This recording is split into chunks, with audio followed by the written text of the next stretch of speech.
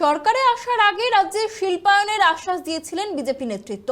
এবার সেই পথে এগোতে চলেছে বিজেপি সরকার। সবকিছু ঠিক থাকলে আগামী 18 জুলাই আমুল ডেয়ারি প্ল্যান্টের শিলান্যাসে উপস্থিত থাকতে চলেছেন কেন্দ্রীয় স্বরাষ্ট্রমন্ত্রী অমিত শাহ। এছাড়াও লাক্সকোজি ও শ্যাম স্টিলও বড় বিনিয়োগ করার কথা জানিয়েছে রাজ্যে।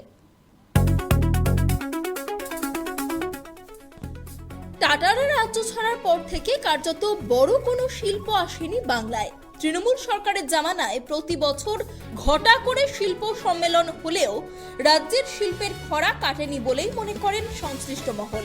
তবে নির্বাচনের আগে পদ্ম শিবিরের অন্যতম প্রধান প্রতিশ্রুতি ছিল রাজ্যের থমকে যাওয়া শিল্পের হাল ফেরানো। আর সেই প্রতিশ্রুতি বাস্তবায়নে নতুন সরকার যে যথেষ্ট আন্তরিক তার ইঙ্গিত মিলেছে শিল্পমন্ত্রীর কথাতেও।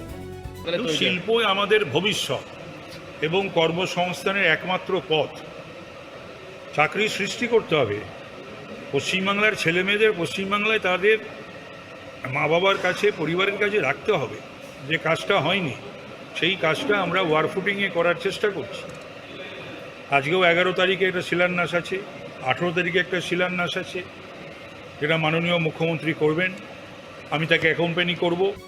এখনো পর্যন্ত খবর, আগামী 18 জুলাই হাওড়ার সাকরাইলে 700 কোটি টাকা বিনিয়োগে গড়ে উঠতে চলা আমুল ডেয়ারি প্ল্যান্টের শিলান্যাস করবেন কেন্দ্রীয় স্বরাষ্ট্রমন্ত্রী অমিত শাহ। তার আগেই অবশ্য 11 জুলাই ডানকুনিতে লাক্সকোজির 600 কোটি টাকার প্রকল্পের শিলান্যাস করবেন মুখ্যমন্ত্রী শুভেন্দু অধিকারী। এখানেই শেষ নয়, বাঁকুড়ার মেজিয়াতে প্রায় 10,000 কোটি টাকার বিশাল বিনিয়োগ করতে চলেছে শ্যাম স্টিল, যার শিলান্যাস হওয়ার কথা 27 জুলাই। অর্থনৈতিক ও শিল্প মহলের মতে হাজার হাজার কোটি টাকার বিনিয়োগগুলি বাস্তবে রূপায়িত হলে বাংলার বুকে কর্মসংস্থানের নতুন দিগন্ত খুলে যাবে, যা দীর্ঘদিনের খরা কাটিয়ে রাজ্যের অর্থনীতিকে এক ধাক্কায় অনেকটা বদলে দিতে পারে। ত্রয়ন চক্রবর্তীর রিপোর্ট, কেটিভি বাংলা।